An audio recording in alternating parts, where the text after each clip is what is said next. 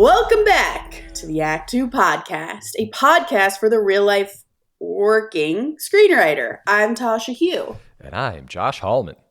And as a reminder, Act Two is a network and support group for the everyday working screenwriter when we're working, and I guess technically when we're not working as well. We're here both times. This podcast is just one of the things we do, so thank you for joining us here. Please DM us with questions or topic suggestions, or you just want to tell us how you're dealing with the strike. You can do that at ActTwoWriters@gmail.com, all spelled out, or on our Instagram and Twitter at ActTwoWriters. Yeah. I guess we're also there. I'm Tasha on Instagram. Nope, I'm Story Thursday on Instagram. Great. And Tasha 3.0 on Twitter. I am Joshua Hallman on Twitter. Josh Hallman on Instagram. Tasha, how you feeling? I'm tired. Okay. I was telling Tasha before we got on, there was this series of events that put me in like this dark hole.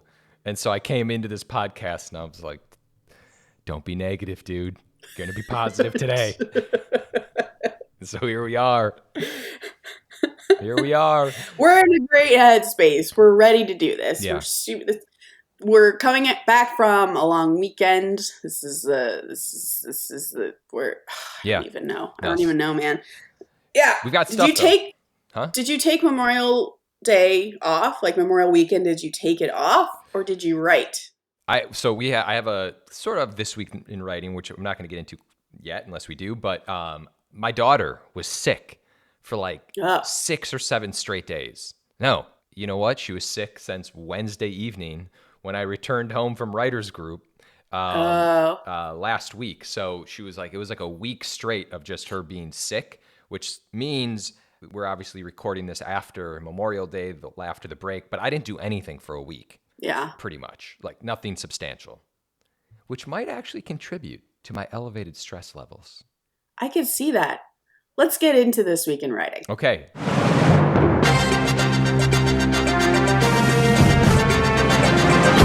This Week in Writing. So I remember you were texting me that Amelia was sick. She was eating goldfish. Mm-hmm. And she was watching the greatest movie series of all time, Harry Potter. Yes. And then you text me later, horrifying news that you'd moved on to Fast and Furious. And I want to know at what point you moved on. And which did she like better? So, I don't know how it happened, actually. It was kind of an organic transition. I think I saw the trailer. How is that ever? It was one of those. Sorry. It was one of those things where we had watched so much TV that I was like, all right, sweetie, we need to take a break. And just to give you kind of a mental picture, my daughter was in the area where she was like, I just want to cuddle. I want to lay on the couch and I want to just hang out. And so that's prime territory for me. I was like, you know what? Pencils down. I'm gonna lay on the couch with you, and I'll just stress out over there. But we're gonna watch some Harry Potter. So we're watching Harry Potter, and I think we watched the first, got into the second, and then I was like, okay, well, maybe we should take a break here because even my brain was just fried. So we took a break, and then somewhere when we got back onto the screen, I was like, hey, do you want to watch some Fast and Furious? And she was in this weird state where she was like, okay. So we end up watching the first one, but I could kind of tell her interest was a little out of it. So I'm like, which one we should watch is part 5. And so we jumped ahead. I gave her a quick little debriefing. I'm like, then Toretto's not in the second one. Toretto makes a cameo in the third one. O'Connor and Toretto come back in the fourth one. Here we are. We're in the 5th one. And now Wonder Woman's in it. Gal Gadot, and then The Rock. This is The Rock one. Freaking classic movie, Tasha. So she's in. Now she's in. And we watched that, and then I jumped into Fast 9 because it was streaming on Peacock. And then I went back and then went back to Fast 6. And then we sprinkled in a little Fast 7. Oh, and then, by the way, We watched so much Fast and Furious, and then she started to take some antibiotics along the way, so she's feeling better, and we had tickets to go see The Little Mermaid, and she was like, "Can we see Fast 10?" Forget Little Mermaid. Let's see Fast 10. So I was like, but we ended up seeing Little Mermaid. But here's my thing. This is what I wanted to talk about. I know I joke a lot about Fast and Furious, but I really did some thinking about the Fast and Furious. And I don't think there's ever been a franchise that has started where it was so grounded in character. And even though part one, it was part one, had its issues and it's kind of some over-the-top moments. But to see where we are now in Fast and Furious, where they're essentially superheroes. Like, they have superpowers, they can't die, they come back to life if they do die, they've gone into outer space, they're breaking cement. Like, this is a pretty insane transition that we've all just kind of accepted. And so I started to wonder why. Mm-hmm. And there's a theme that runs through all the Fast and Furiouses. Family? It's family. Yeah. Is that why? It's because this movie's just about family. Does theme say Fast and Furious? Yeah, I think it does. Because that's why they're fucking doing weird superhero shit, jumping over bridges and catching each other. And it's to protect someone else, their family. So you're sort of along for that ride, I guess. Can I just for 1 second? I was writing a document recently that was like, this is the thing. It was like kind of like a sort of like a pitch document in a way of like, I want to tell you about this new thing I'm writing and why I love it. And then I wrote the line at the top in this like writer's statement section. Mm-hmm. I was like, this story is about family. And I wrote my paragraph and it was, blah, blah, blah. And I just stared at it. I just stared at that line, and all I heard was fucking Vin Diesel's voice in my head, and I was like, I can't write. I have to change this line. Even though it is about family, I have to change this line. Because this line is no longer valid. It's like the cheapest line you could write now, I feel like. So even though it's about family, I had to change the wording. Yeah, so, I mean, theme saves Fast and Furious. But also the other part to this was like they have mega stars in these movies. It's almost like a rite of passage. They have The Rock, Wonder Woman, Helen Mirren, for God's sake. Yeah. Aquaman's in it. We got Jason Statham. You got it all. Yeah. Charlize Theron is in it. Yeah. Kurt Russell. Gee, Kurt Russell's in it? Yeah. This is like Marvel movie territory. I don't know how they did it. This is like the greatest transition in the history of like cinematic anything. This is an achievement, Tasha. That's all I'm saying. I don't know how they did it. When did it happen? Did it happen because Tokyo Drift was movie? Tokyo Drift was 3. 3? Yeah. So that was still normal-ish. Yeah. So is it 4 when it happened? No. I actually think it's like 6-ish. And then 7, and then that's where they really started to build. It wasn't 5 when The Rock came in? No, 5. Although like they do break a bank vault and then drive it through like Rio or something, but it's still practical. Like that kind of stuff. There's fights and stuff like that, but they're action movie fights, and it's not until like 6 or 7 where. I mean, I watched Fast 9, and there's a moment where they're driving through, like, a jungle, and they happen to drive into a field with landmines. But they're like, if you go over 80, they're not going to explode on you. So Toretto somehow is, like, driving through, like, trees, missing, like, all these explosions are happening, and then a bridge collapses, and, like, they literally drive up the bridge as it collapses and, like, defies gravity and gets to the other side. My point being is, I don't know. I think my guess would be around part 6 to 7. That's the bridge. I guess it feels like they like ran out of story, I guess. And they're like, well, what else do we do? Like, what else do we have? Well, we have these amazing stunts. Let's just level these up and see how that gets us. I don't know. I've been talking a lot about Fast, and I have to kind of let it go. One other thing, last thing I'm going to say about it.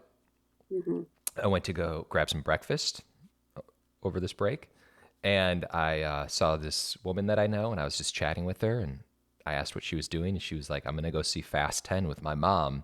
It's been a tradition that we've done since I've been a little girl, and she's now like in her 30s. And I was like, this is amazing. This like, this. That's so interesting. I just don't understand how Fast and Furious has done this. I don't know, man. I don't know. Toretto and his white tees. We have to get someone on to just debunk this. I don't know. I don't know what we need. I'd rather not talk about it ever again, but I don't think that's going to happen. No, you have to show respect to the family. Speaking of family, I watched American Born Chinese over the weekend. Yeah. Just the pilot. What are your thoughts? I thought it's pretty crazy that so many of the actors from Everything Everywhere All at Once are in it, but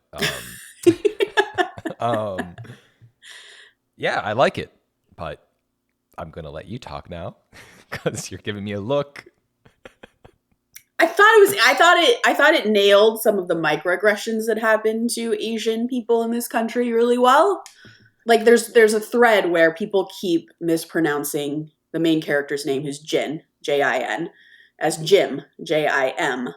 And Paul, as we were watching it, my husband was like, wait, is his name Jim or Jin? And I was like, it's Jin, they're just mispronouncing it. He's like, are you sure?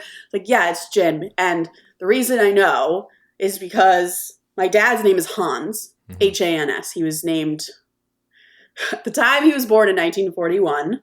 And my grandfather was like, Germans are strong people.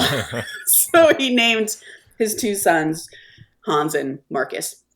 And so Hans is my dad's name. And everyone, even our closest friends growing up, would call him Han, Han, because they couldn't compute that someone who looks like him could be named something not Chinese. So like the mispronouncing of names is like very common. And then like just like tiny things throughout, like the principal comes up to Jin and is like, hey, there's this new student and you're both Chinese. You have a lot in common. So like, will you show him around? Yeah. And it's like small, but it's enough to be like, yeah, like those things happen to you all the time. So I thought like that was good, but for some reason there was a way it was done, and you let me know how you feel about it, where it like diminished these things. Like they didn't feel as offensive or like powerful as they actually are when you experience. There was like a distance to it in the way maybe it was directed or written. I can't quite tell which. So overall, like the pace to me was really slow. Like I feel like I was supposed to have these big emotions when the characters were being insulted or anything, and I kind of wasn't. So it just felt slow. Oh, are you going to go in for part 2, episode 2? I am, in the hopes that finally now like the story has kind of been set by the end of the pilot. Yeah. You sort of know what's at stake now and how the main character that you're following throughout the whole thing is going to be a part of that bigger, more interesting, high stakes story. Yeah. So I want to see if it starts to pick up, but like just, I guess like Chinese kid in a high school, in a white high school, was like not enough to get me through the pilot. You needed more. Yeah. Okay. Is that just me? No, that's I'm hesitating because my attention wasn't fully on the screen at the time. And I feel like I need to rewatch the pilot. But the parts that I saw, I was like, oh, this is really cool. I like this. Okay. So I'm going to give it another go. Okay. With more focus. Maybe a potential breakdown in the future. That would be fun. Just talk about it. Yeah. Okay. I like it. Great. Real quick spec check. Spec check. I'm doing it myself. All right, where are you at? New segment. Before we jump in, where are you? Okay, I submitted my, I guess, outline, like treatment. It's basically in paragraph form to you guys at Writers Group last week. And I got amazing notes that were so helpful.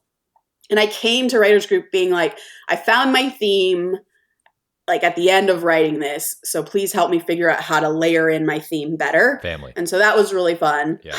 Family. I mean, kind of. So that was good to be able to talk through that. You guys had really great ideas. And I was so excited. I wanted to come home at 10 p.m. whenever we wrapped and continue writing. And I made the mistake of sitting down on the couch with Paul. And I was like, no, I'm tired. But I was really excited on the whole drive. I'm like, I am pulling an all-nighter. I was so energized. So this week I'm going to actually outline it. I'm going to go into final draft. I think I'm going to do this. I might not be there yet. I'm going to basically pin down the outline in a lot more detail and then send it to my manager. Great. That's exciting. Keep me accountable for next spec check that I've done this. Yeah, I should have submitted it to my manager by next spec check. Okay. Done. What about you? Well, I slacked a bit. Your child was sick. Was sick. I have another project in my life you and I have talked about that I'm kind of in. Well, it's not writing. It's some producing social media stuff, whatever. I'm in something where my head's in a different space as well. My child was sick. I didn't get too far. My plan is for our next writers group is to submit Act 1. And I'm still in Act 1. I'm about 65% through Act 1. Okay. I didn't do much. So in 2 weeks is when writers group is. So around then, you got a week and a half basically to submit it. Definitely. You got this. I definitely have this. Yeah. I will say that as I've been writing it, I'm like, A, I've forgotten how to write, number 1. Yeah. Number 2, this is the worst thing I've ever written. Number 3, this is boring. Oh, interesting. But I feel like that always happens with the first pass because you're so long and you're so long-winded as well. Totally. Yeah. The dialogue is right on the nose. There's scenes I'm trying to figure out, when you start writing, and I've outlined this, but you get into the scene and you're kind of just, you're hitting, it's like the dialogue is instructing you where to go, but the dialogue shouldn't be so on the nose. So then you have to rewrite it, have a little more subtext, all that stuff. So anyway, you guys are going to tear it apart, and I won't comment on the dialogue, I guess. No, please do. Just let. Why does this dialogue suck? Why, Josh? Why are they saying the most obvious shit? Hey, Carrie, walk over here. No. It's not that bad. But it's we'll see. We'll see. I'm going to talk about your notes probably after I submit it. The group's notes, to let everyone know on the spec check. I think you should. Anyway, so that's me. Okay. It's good this week in writing. Solid. Okay. We're moving on to our main topic, which is arbitration. Boom! This is going to be the first of a couple episodes, I believe, because there is someone else, another writer, who's gone through a different kind of arbitration. Their arbitration experience was different than mine. And so I'd like to bring them on to talk about that. And the reason why we're talking about arbitration is that I didn't know what the hell this really was, what it entailed.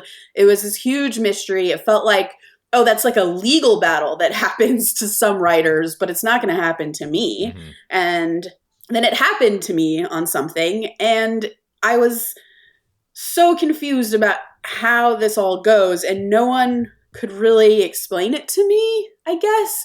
So I guess we're going to start at the beginning and talk about why this happens, what it means, and then how it panned out for me. They kind of tell you.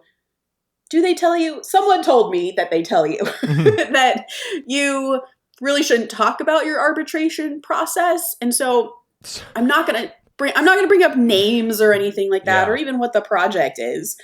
But I think the process itself is really important to talk about because it will inevitably happen. And for us to be completely in the dark about it is just confusing. It's unnecessary. Yeah. So I guess we'll start from the top and why it happened. Yeah, and I'm happy we're talking about this because also no idea. I've heard people be like, oh, I've had this arbitration, this and this, and I never understood what it meant. And then unfortunately it happened to you, and then I started to get a little bit more information, or fortunately it happened, and I'm excited to learn something. Yeah. I hope I can be clear. Again, this just happened to me, so I'm sure there's a lot about this process that I don't fully understand. Yeah, this is the basics. This is the basics via my experience. So that's the POV here. And so I wrote a screenplay a while back that made it into production. So this happens on stuff that has actually been produced and has a final shooting script. And that's kind of the sort of holy grail that's used to arbitrate.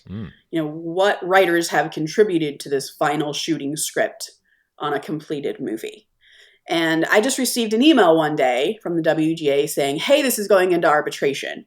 And here is what the company who made the movie thinks the writing credit should be.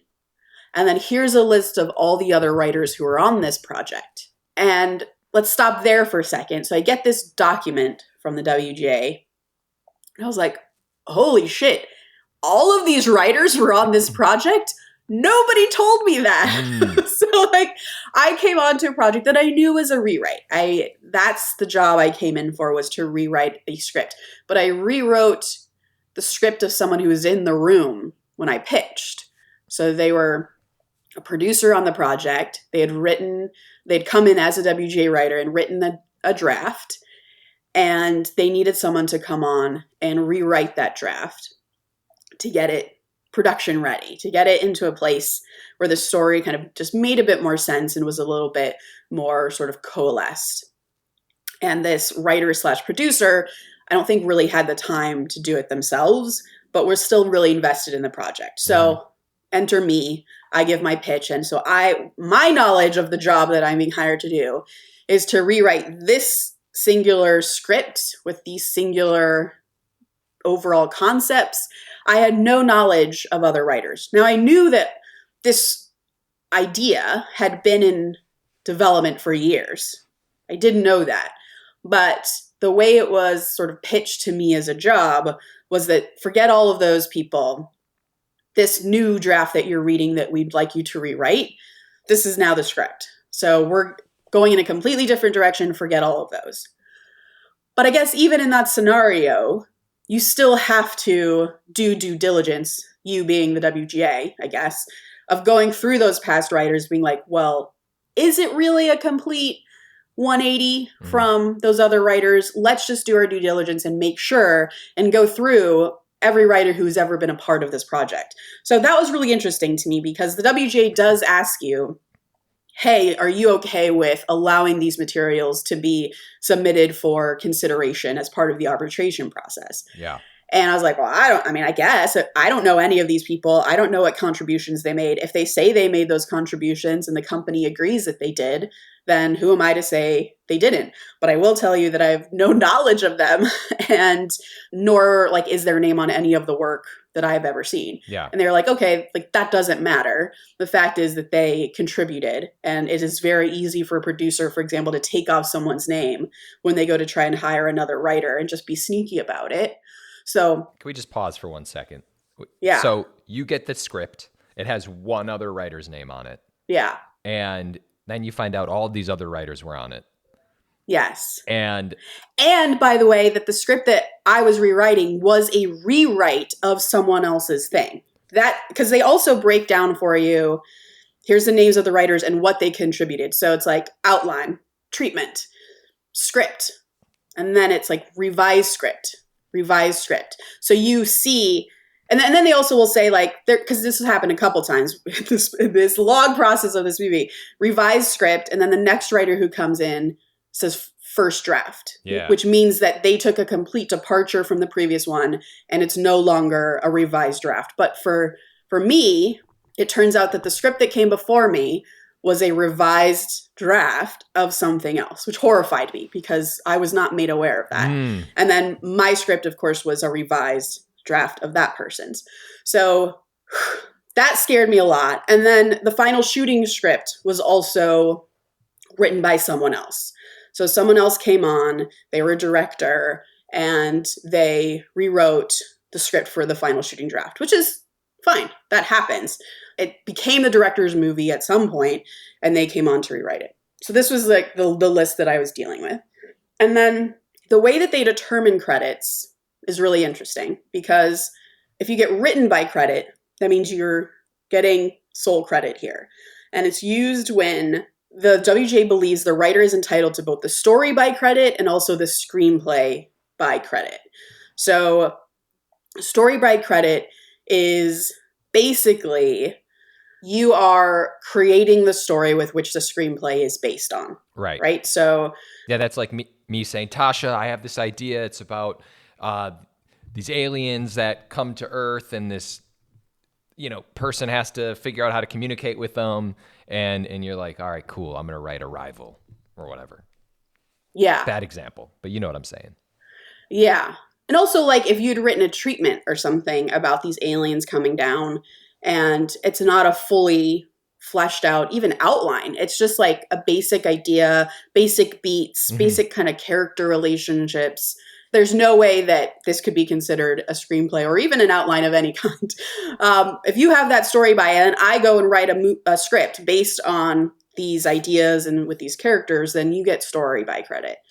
And the reason why it's nebulous is because you have to go through this arbitration process, if there's multiple writers here, to decide who gets this credit. And they go through all of the materials ever submitted on this project, and they read everything and compare everything and then decide who gets what. Gotcha. So there's story by credit. And then there's screen story by, which my understanding of this is if Josh had written a short story or a novel, then he would get that story by credit. And then screen story by would be me, because I'm writing the screenplay based off of his novel, and it's close enough to his short story / novel that it's like a really direct adaptation of that. So that's my rough understanding of screen story by. I could be totally wrong, by the way. That's my understanding of what that is. And then screenplay by is the person who writes the individual scenes, all the full dialogue within a script. They are like all the scenarios, the continuity between how the scenes flow, that all comes from this screenplay by writer. And so what you kind of fight for in arbitration is who gets story by credit and who gets screenplay by credit. Because the big reason you fight is because you want the credit for the thing that you wrote, and you want people to see that your name is on that screen and you deserve that credit. But B is because of residuals, right? So like if Josh and I end up sharing screenplay by credit, then our residuals are split 50-50. And now I just get less money over the course of this movie. So you fight for it because you're like, well, I wrote most of this movie, therefore I deserve the residuals. So there's a lot of money on the table in terms of arbitration. Yeah. So then the next step is after they say, do you have any objections to these materials being submitted? Which, by the way, there was a material that was like up in the air where this is really interesting. One of the items that this writer wrote, the company couldn't verify that it was actually part of this process. And I was like, wait, what does that mean? And the WGA responds that the executive who hired that writer and who read that writer's outline that they submitted, or whatever it was that was submitted, is no longer at the company. So the company cannot verify it because that person is gone. And I was like, wow, they don't have a system with which to like log these incoming things so that the company wide has read it. Like that's crazy. So this is all based off of documents that have been shared with executives or producers, and then everyone has to pool their documents together essentially for proof. Like for instance, if I was the executive, you'd be like, see, I sent this version to Josh, and here's the proof of me exchanging this document, right? Sort of. I never had to provide proof like an email or anything. Oh, okay. And maybe it gets to that point. And maybe this person who the company was like, we didn't get that outline, had to do that. But for me, it was like the company, so you, executive Josh, submits what you think the credits are, as well as a list of all the writers who have participated in this, whom you have hired to work on this in some respect over the course of however many years you've been developing it. And then the WJ sends an email to all of those writers and says, which material would you like to have submitted? And the company will have submitted their own version of that. So Executive Josh will have submitted my outline to the WGA saying, this is the only material that we received from Tasha. Wow. And this is what we think should be up for arbitration. Wow. And then when they reach out to me, I'll be like, wait, no. I wrote more than an outline. I also wrote a script. Like, why isn't this being considered? So they will then ask me, okay, well, what is the script? When did you send it? They'll probably ask those follow-up questions. They didn't have to do that for me because my script, the company already submitted my materials properly. So for me, I just had to confirm, yes, those are the scripts that I would like considered. And I say scripts plural because I wrote 2 drafts. I wrote a first draft and then a revised draft. And they're both very different. So they asked me, do you want both drafts to be considered in the arbitration, meaning everyone reads both of these drafts to consider? And I said, yes, because I just in case the final shooting script used some of the material from my first draft, I just wanted to be sure that that was still in there. So they read both drafts. Yeah, that makes sense. And it's your work. You want someone to, that makes all the sense. I feel like if you had to submit multiple drafts, it's like read them all because, wow, that must be so crazy because, you know, whoever's in charge of this is reading all of these drafts or whatever counsel but they have to read everything to make a judgment call on, okay, this was Tasha's first draft. It has these elements are in the shooting draft. And that's wild. It's got to be so much reading. It's got to be a rough week because they do it fast too. Like their turnover for when they make a decision is very quick. So they do all this reading very quickly. I'd be curious about their process of like how they redline or like highlight certain things to keep track. Yeah. But on that topic, like what they have to ultimately decide, the arbitrators, is did the first writer who came in contribute more than 33% to the final shooting script? Oh. Yeah. Holy shit. And then subsequent writers after that very first writer have to contribute 50% or more to the final shooting script to gain credit. So the first writer gets basically more leeway because they are technically the kind of creator of the draft. Yeah. So if their 33% or more of their script is in the final, they get credit automatically. But if you're one of the last writers in, you would have to have changed the script by 50% or more. Okay.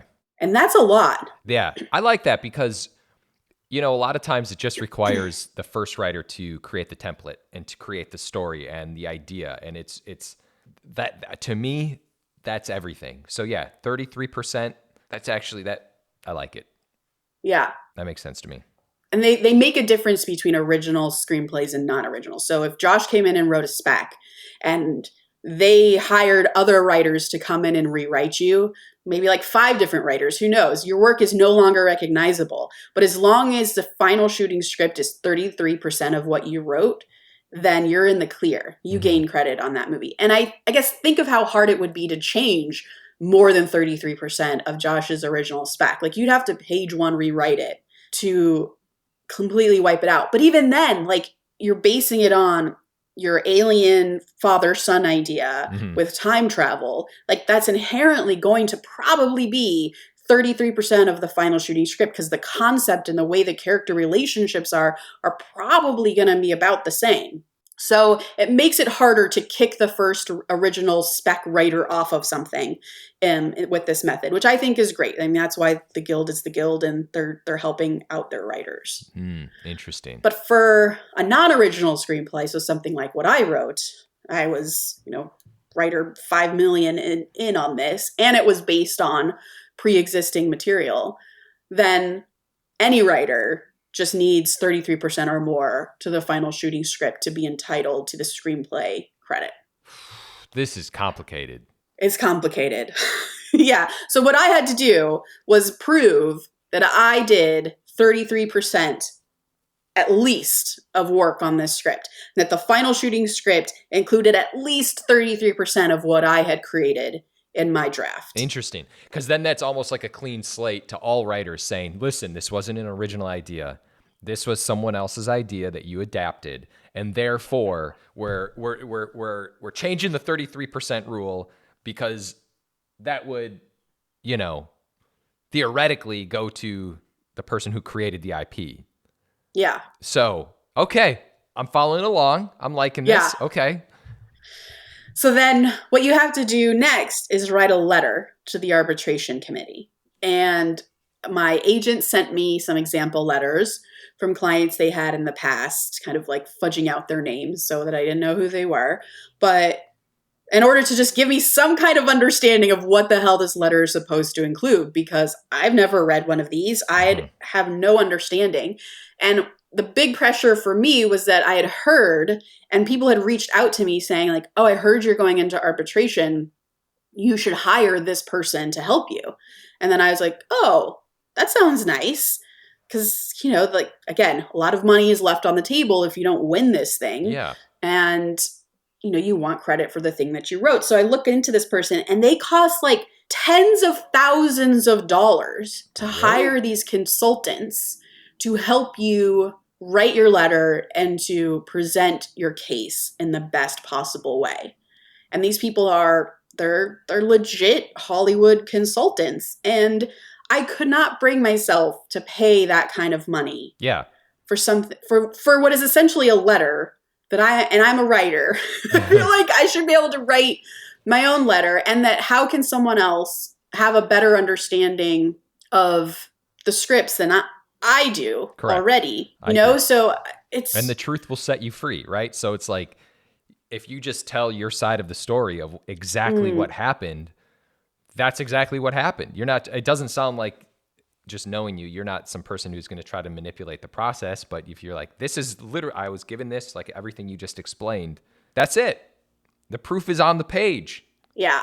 Maybe. I might be a little naive by saying that. I don't know. I think I'm naive too, because these people don't exist for no reason, and smart people do use them. So I wonder if these get like really heated and less obvious than it felt like my process was, where people are being sketchy maybe. And so I don't know. This is why we're going to have multiple episodes on this, because we need to bring someone in who, you know, did hire someone, and how was that helpful to them?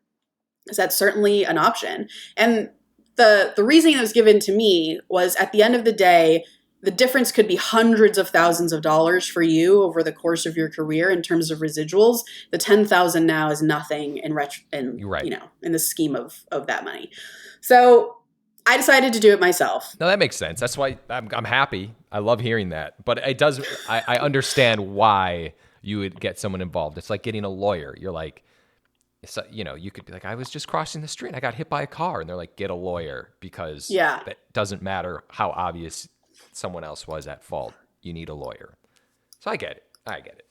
Yeah, But you did it yourself. Then I did it myself, and it was a lot of work. I was putting it off because it's so much work. And what I had to do was reread the script that I came in to rewrite, read for the first time the final shooting script, and then reread my draft, and then like highlight everything that was the same and different. And here is how the arbitration committee decides whether you get that 33%. It's based on 4 different criteria. The first is dramatic construction. So in Josh's spec that he wrote, if I came in and rewrote it but kept the overall structure of his screenplay, my act 1, 2, and 3 pretty much move the same way, then that is dramatic construction. And Josh could write, look what Tasha did. Sure, she might have changed the scenes within this, but her characters and her story moves exactly as I wrote it. Mm-hmm. So that's dramatic construction. So I had to go through and basically note the scenes, how the scenes were moving in the same way that they moved for me, and how I created these scenes. And this writer continued to use my overall structure. And you can get into detail about it too. The letters that I was sent as samples there were actually 2. One was really long, and one was more succinct. And I was like, that one. Yeah, for sure. Because I don't think after reading so many scripts, the arbitration committee is going to be swayed by really, really long letters. It just, in my mind, if I read the scripts, I have the facts in front of me. You just need to tell me the facts as well. Mm-hmm. Like, just rather than like adding so much emotion into it or like writing a full essay, just basic. So I was pretty succinct in my letter. The next criteria, number 2, is original and different scenes. So you go in and you describe which scenes were yours and which scenes were new that you didn't write. And you have to be honest. And that doesn't mean you have to go through every single scene and say this one, this one, this one, this one. It's more like overall, the scenes are the same. The ones that were different were, maybe this storyline and included this storyline. And that's kind of it. Is that clear? Original versus different scenes? Yeah. So you're going through and you're like, I kept the opening, but the following sequence is completely different. Here's what's different. And then because of that, it changes the next. But now the next scene that overlaps is when we start Act 2. And that makes sense to me. Yeah, you can do that. But the sample that I read actually was like far more like 50,000 foot view about it. It was the sample I read was like, I created the character of Sam, and the character is doing all the things. The character of Sam that is doing all of these different things. All the scenes that she's in are all my scenes, and I completely changed what was currently there. The character before was named Bob, and those scenes took place all in New Mexico. My scenes take place in London and have a completely different tone and theme to it, and takes place in the 1800s instead of the 2000s. Gotcha. Like, you can be kind of more 50,000 foot view about it. And then the third one, which I think is interesting, is characterization or character relationships. So there was something that I did in my script where I changed one of the main characters from being they were kind of like a rich sort of Downton Abbey type of person. Mm-hmm. And I changed them into a warrior person. Gotcha. So very different personality and different characterization. So I essentially, I didn't create that character. I made them into something new. And that still stands within the final shooting script. So that's kind of what I wrote in this section, was that I created that character. And all the other characters as well were characters whose their characterization, meaning their personality and their character relationships, how they interacted with all the other characters, basically came from my draft. So that's just kind of what I said in that paragraph. Boom. Which is interesting, because what's hard when you read it is the characters behave differently in the final shooting script than what I had. They say a lot of different things. They act in ways that I would not have them act, but their overall relationships with each other remain the same. Like, the father and son is still the father and son. The best friend is still the best friend. Yeah. Even though the best friend behaves in a way I would not have them behave as a best friend, it's still the same relationship. Yeah. And then the last piece is the dialogue. How much of the dialogue is yours? How much of the dialogue is totally new? And for me, I had to be honest here and let go and be like, well, none of the dialogue is mine. There's like literally a few lines that are word for word from me. The rest is... Oh, in the final shooting script. Yeah. Yeah. The rest is completely rewritten. Well, it does seem like the dialogue would be the number one, not the number one, but the biggest thing that would be changed. It feels like, I feel like, because even as a writer with your own spec, up until the final minute, or if you're writing something, you're always tweaking dialogue. You're always like, all right, I'm just going to change this around. So it seems like that makes sense. I bet you if you had to, if you have these 4 different things you just explained, I bet dialogue is the lowest weighted out of all of those 4. It's really interesting you say that, because the WGA also sends you the screen credits manual, which gives you all the information you could possibly need on this process. And it's very long. But one of the things they say is that many lines of dialogue can be changed, but the arbiters may still deem that that's not significant enough of a contribution to the script to warrant screenplay credit, which is so interesting. Yeah, you could go into my script and change all the dialogue and still not get credit for writing that screenplay, because my structure is still there. The character scenes, you didn't change any scenes whatsoever, and the character relationships remain the same. You just changed how they talk to each other. Yeah. And that's not enough. So interesting.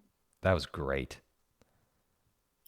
Yeah, that's it. That was my experience. I submitted my letter, hoped for the best. Oh, right. Is there a conclusion? Do we talk about the conclusion? I won. So let's go. You have a new side hustle. It's helping people out in these situations. I can help write your letter if you want to. Wow. This sounds exhausting, number one. Yeah. Stressful. A little bit. But also insane. You're just shining a light on something, for me, that it's one of those things you just hear about, but you just don't understand. Yeah. There's so much secrecy to it that even now I feel like, should we have talked about it? Did I overstep my bounds? I don't know. We've recorded for too long. There's no going back. Yeah, we can't go back now. I mean, the process has to be elucidated. I feel like, yeah, it's interesting. I don't understand why people wouldn't talk about this, honestly, I imagine because the only thing I can think of, the thing that comes up for me is like, I don't want this movie to come out whenever it comes out, whatever movie this is, we don't know. If it comes out. And for people to be like, did you hear this podcast where Tasha is shit talking the contributions of the other writers or diminishing the contributions of the other writers, or is sort of airing dirty laundry, I guess, about how this movie was made? Because a big part of making a movie is a collaboration. And it's not about this competition of who gets credit and who doesn't get credit. It's like, we all take credit in this movie. So like this arbitration process is kind of so different than how the movie is supposed to get made and also released that... I mean, listen, I'm sorry you got dragged into this, but we wouldn't be talking about this unless someone pulled you into this situation. So...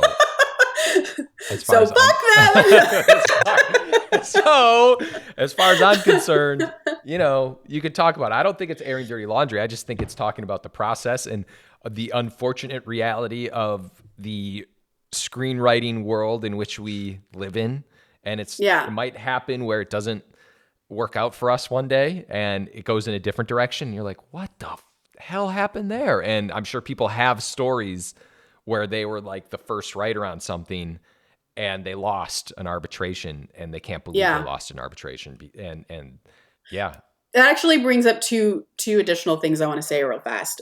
One is that this project was an automatic arbitration. So it's automatically arbitrated because a producer on the project was also a writer. And when that happens, it automatically goes into arbitration because for the Writers Guild, that's automatically kind of suspicious, I think.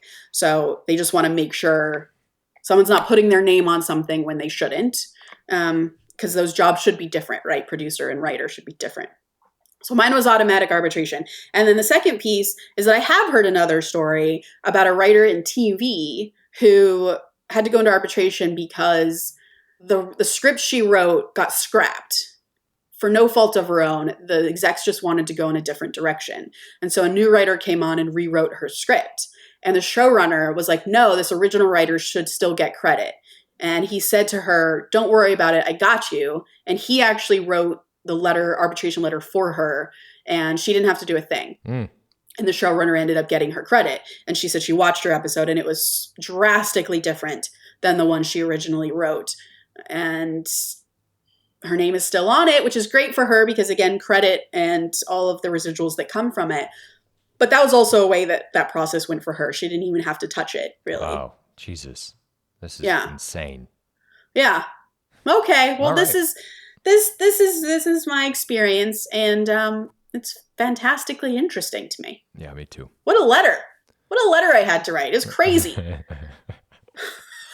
To go back into past Tasha, because this was a long time ago. Yeah. That I was like in this headspace and I wrote this script and met all these people, and to have to go back to where I was and justify your writing is very interesting. How was the writing in the script? Good? Your writing, I mean?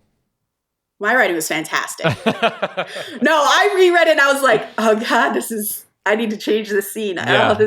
No. Why did I do that? Why did I think that was good?